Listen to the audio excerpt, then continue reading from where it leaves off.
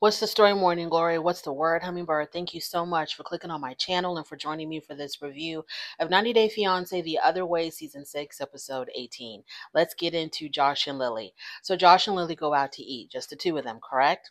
So while they're having dinner, she wants to bring up his behavior at the other dinner that they had with her daughter.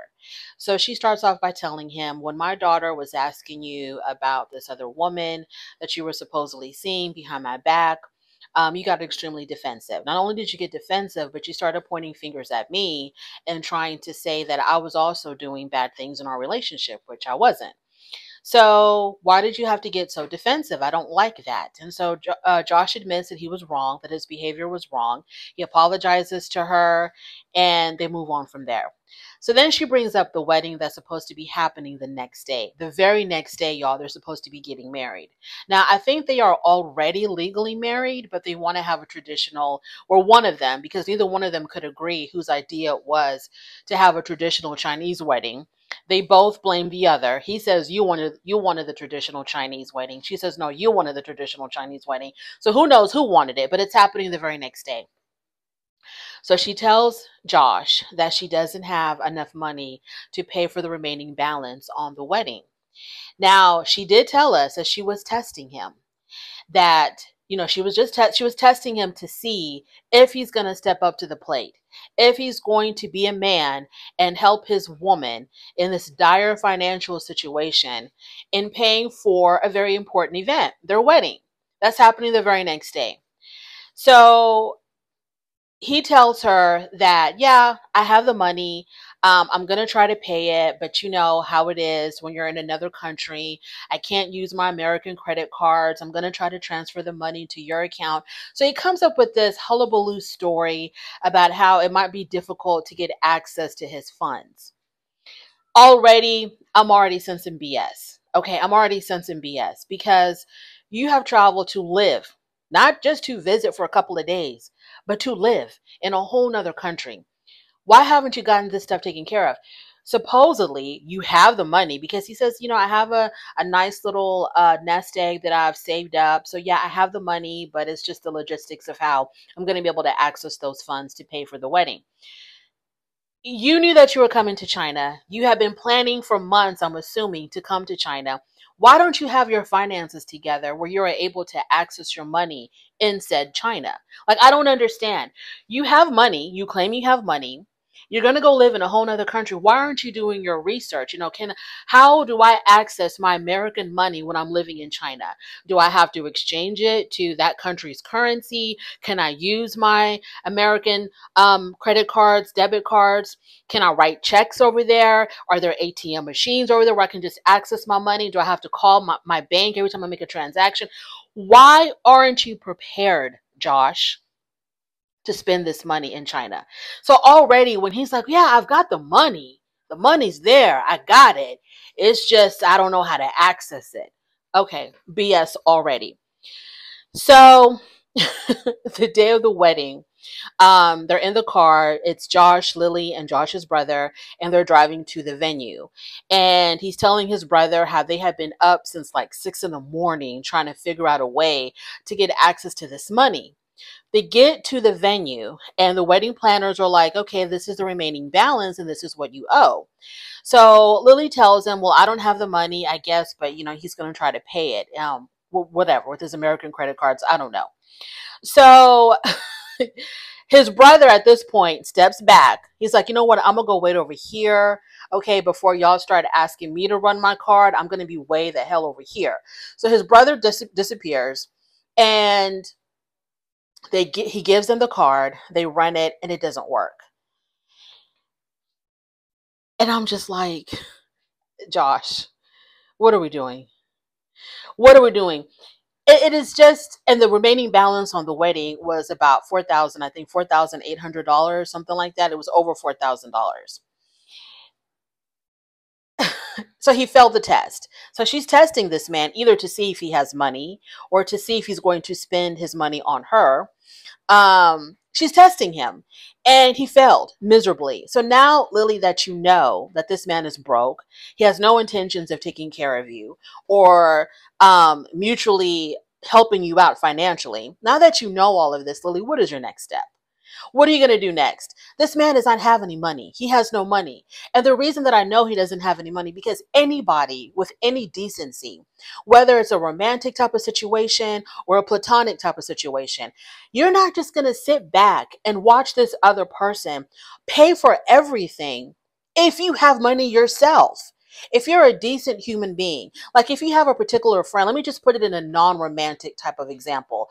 If you have a particular friend and every time y'all go out, your friend is footing the bill, you're at some point you're gonna feel some kind of way about it. You're gonna feel like, well, I don't want my friend to think that, I'm just here using them all the time. I look kind of sorry and pathetic that they're constantly paying for me every time we go out. So I'm gonna pick up the tab, here and there. Even if you don't have as much money as your friend, you're gonna feel like I gotta pay for something. I'll leave a really nice tip when we go out to dinner, or I'll suggest a less expensive restaurant, something that I can afford, or a less expensive activity, something that I can afford, because a decent human being is not going to take advantage of another human being. And then if you just can't do it, then you're just not going to do anything at all. When they invite you, you're going to be like, you know what, I think I'll pass this time because you've done so much for me and I don't have the funds right now, so I'm going to have to sit this one out. So he is in a romantic relationship with this woman. They're married. I think they're legally married already. I think they got married in America. And now they're going to have a traditional wedding in China, I think. So this is not just your homeboy that's always paying for it. This is your wife. Okay, this is your wife. Someone that you have supposedly committed your life to. She has paid for this home renovation, which I'm not really sure if she really did it for them or she did it for herself. I don't really know. But whatever she did, whatever the reason was, she paid for this expensive home renovation. Every time they go out, she's paying for everything. And he's just sitting here watching her. And it's like, it's not even bothering him that she's paying for everything. It doesn't even phase him at all. He's just like, well, I can't work. But do you have money? Because you have been working your whole life in America, right? You weren't just a bum in the United States not working. You had money at some point in your life, I'm assuming. What happened to all of that money, Josh? So either you're broke and you can't pay for anything, or you're extremely stingy, and it's really sad and pathetic that you have money sitting there and you're watching her just pay for everything. I could possibly forgive him not being able to pay for this remaining balance on the wedding, because $4,000 is nothing to sneeze at. I could kind of forgive that if he was at least trying to pitch in other places or do things for her financially in other ways. Like if he bought dinner, paid for dinner, if he took her out and they did an activity or they did something together as a couple, if he came home with, beautiful flowers or came home with gifts or something to show that, I have the money and I would like to spend it on my wife. I could kind of forgive that maybe he didn't have this $4,000 just to spend it like that, and maybe he was too ashamed or whatever to tell her, look, I don't really have $4,000 to pay for this remaining balance. If he was doing other things, can you pick up the tab for lunch? Can you pick up the tab for drinks? Can you take us to a movie? You pay for the movie, I pay for the popcorn, or vice versa, or whatever. Do something to show that, hey, I am also trying to contribute financially in some way. I might not be able to do as much as you, which is fine. If she makes more, if she has more, that's fine. But you're going to have to show that you're willing to do something and not just sit back and watch this woman pay for every little thing.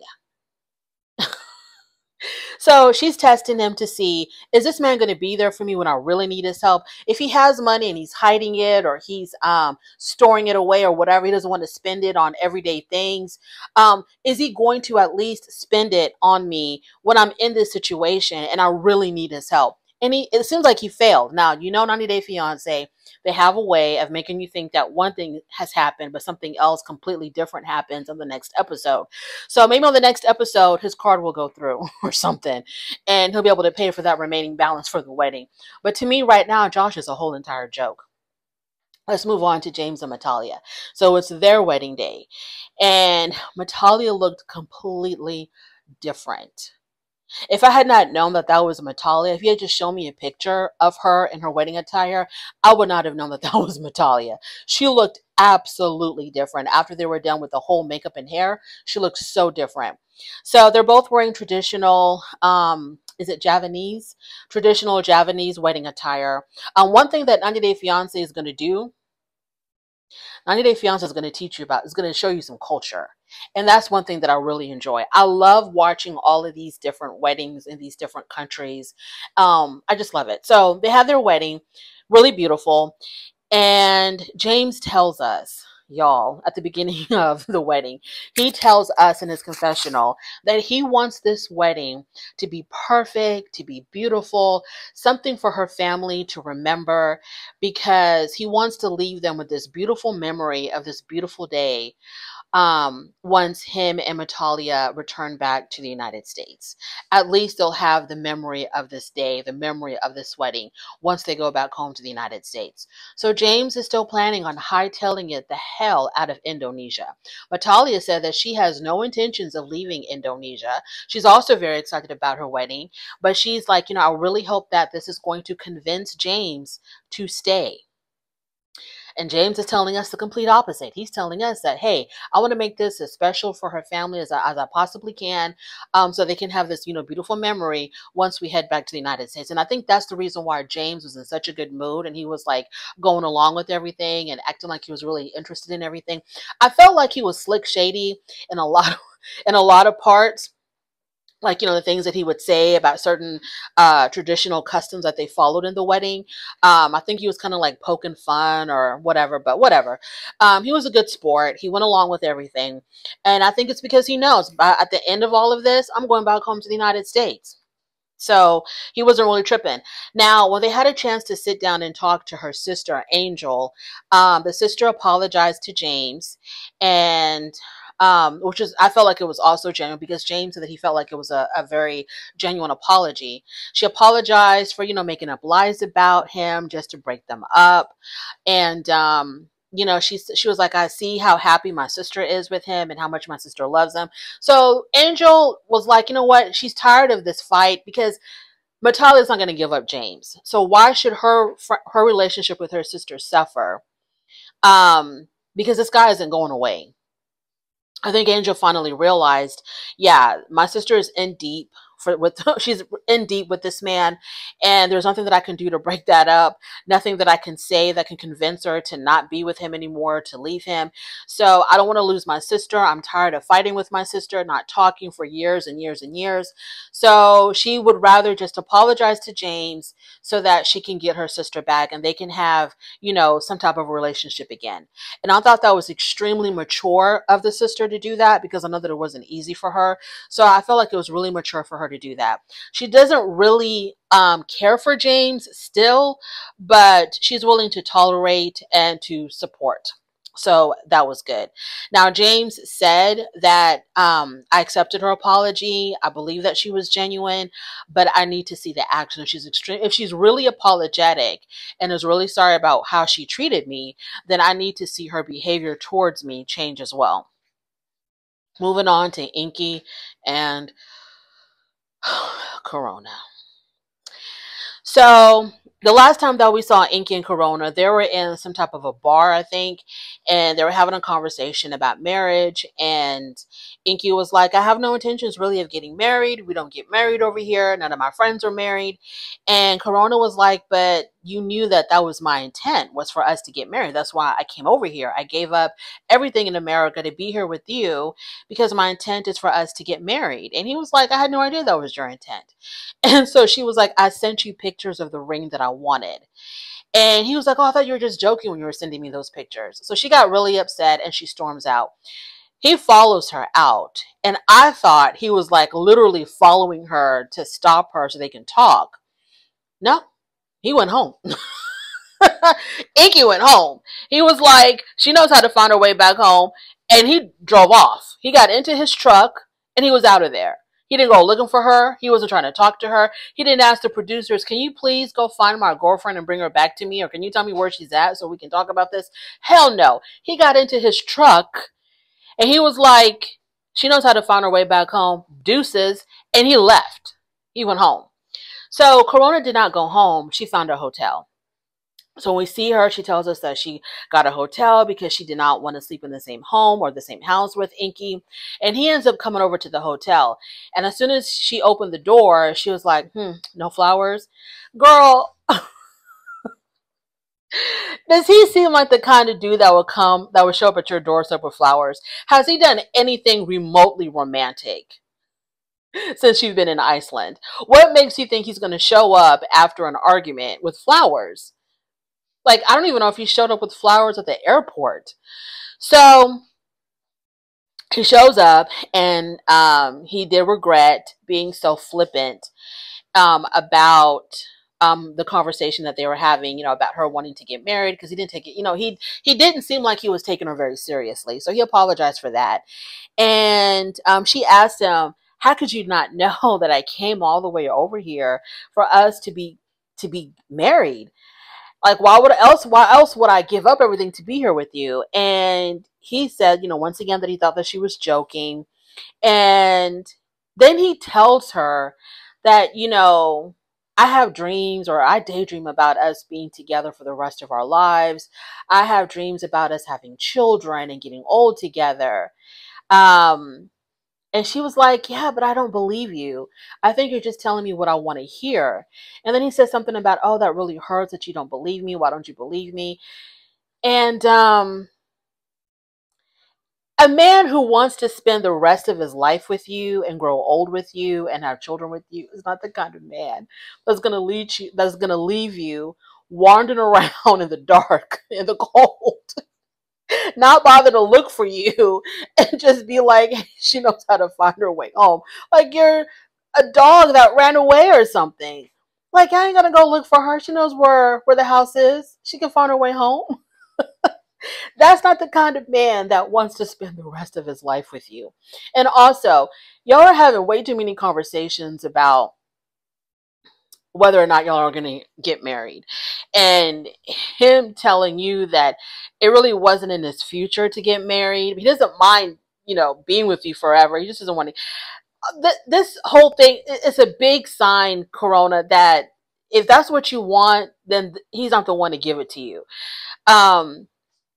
If a man wants to marry a woman, it's going to be, to me, in my experience, in my own personal experience, if a man wants to marry you, he's going to let you know straight up that he wants to marry you. You're not going to have a doubt.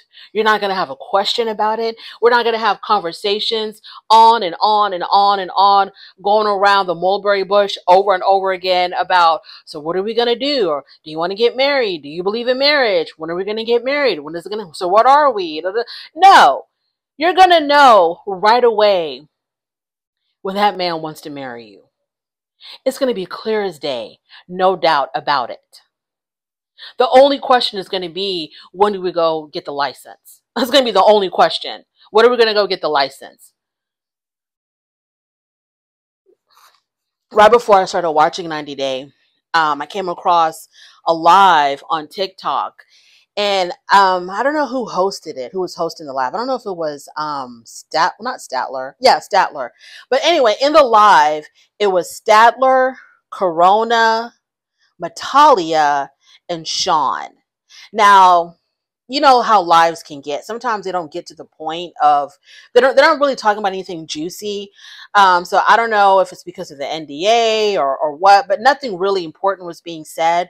But yeah, it was Sean from Ireland.